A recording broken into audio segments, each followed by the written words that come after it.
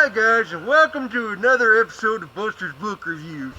We're up to volume 44 now, and we got another Joanne Fluke book for you. But there's going to be a lot of these on the channel here coming up, because I've really got into this series, I am going to have the new Dean Koontz book coming up reviewed before too awful long. But this one is called Sugar Cookie Murder. Okay. In the last review, if you haven't seen the last review, it was called Fudge Cupcake Murder, and we learned that the sheriff got killed, and Hannah's brother-in-law was basically being blamed for it because he's running against him for sheriff. Well, all that turns out okay, and here we are in the next story. Well, remember how I said Hannah was getting a book deal to have all these yummy recipes put into a book of people all around the town? Well, this is going to be a big event, like an early Christmas party, where everybody gets together and they have all these dishes made, and it's just going to be a giant smorgasbord of food and one big giant party with music and laughing and stuff for the kids, just everything. One big community thing. But there's going to be bad weather too, because it's snowing like heck in Minnesota. Well, Hannah finds out from her mother that her mother found this great antique.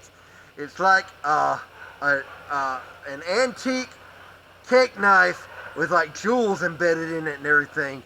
And it's like freaking valuable. And she wants her to cut a cake with it there at the party. Of course, Hannah agrees to it. Well, when we get to the party, everybody's having a good time, but there's this dude that was a guy in the community. He left his wife, went to Las Vegas, met a girl and married her within 24 hours, and bought her like a $22,000 fur coat and an engagement ring worth God knows how much. And he's got 2 kids, so everybody's thinking he's kind of crummy, And his ex-wife's going to be there at the party, and he's going to be there with the new wife, and she's like a Vegas showgirl, all fancy and everything, and of course she doesn't like this small town stuff, and she thinks like everybody's kind of like hicks probably, Well, the party goes on, and sooner or later, Edna, who is a lady in the community that cooks and stuff, tells Hannah, "Your mama's knife is missing. She's going to kill us. Your mama's knife is missing." And Hannah's like, "Oh crap, we got to find it," without her knowing it. Well, they start going on the search for the knife. And she looks around, and finally she comes back into the kitchen, and she notices the pantry door open. Well, she peeks through, and she sees there's a door to the parking lot there, and it's open. She goes out, and it's like, snow everywhere, bad weather. And she sees something in the distance in the parking lot, and she thinks it's like a dead animal because it looks furry. She goes down there, and she realizes it's the new wife, the Vegas girl. She's laying down. She's like, oh no, she got hurt. She had to be hurt. She's like, "Hey, are you okay?" She rolls her over, and guess where she finds her mother's antique knife? In her chest, of course, and under dead bodies.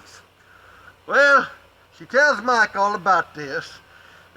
Mike's there, and so he cordons off everything, and he wants to to keep quiet, only the essential people to know, because the killer could still be there, because they're all going to be stuck there because of the blizzard. So everybody's going to be trapped in there with a killer, and it's a big mystery. Well, of course, Hannah's not supposed to interfere with it, but she's going to. And so even though her sister is blown up like a balloon because she's about to bust from being pregnant, she's going to help her, and her other sister's there too. So all 3 Swenson sisters are in on this mystery. And it's a fun little story. I'm going to give it 4 stars. Now, I know I always give these 5 stars, but let me give you my reason. It's because I wanted more of it. You see, this book's a little deceptive. It's like 360 something pages, but the story ends after page 200. The rest is food recipes. So this is basically a short novelet of Hannah, and the rest of it is all recipes. So you basically get a Hannah Swenson story and pretty much a whole cookbook in this. And so if you're a cook and like the stories and everything, you're gonna love this. But after 200, I tried one of the recipes and it turned out horribly.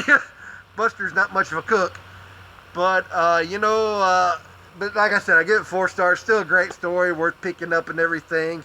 And I'm already reading the next one, of course. And I guess that's about all I need to tell without spoiling anything. So I guess that'll do it for this video. Like the channel, like this video, subscribe to the channel, follow Chris Snider at Chris Snider83, and buy all of his books. So as Chris and me always says, happy reading.